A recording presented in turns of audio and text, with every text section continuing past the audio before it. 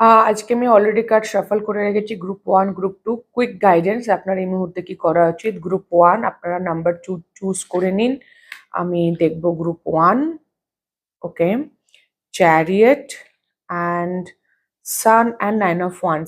আপনি এই মুহূর্তে আপনার যতই ডিফিকাল্টি বা ভয় লাগুক না কেন, আপনি যদি একটু লেগে থাকতে পারেন তাহলে আপনি এই সময়টা কাটিয়ে উঠবেন বাই জুলাই অগাস্ট। ওকে, আপনার লাইফে ব্যালেন্স আসছে এবং আপনি আবার মুভ করতে শুরু করে দেবেন।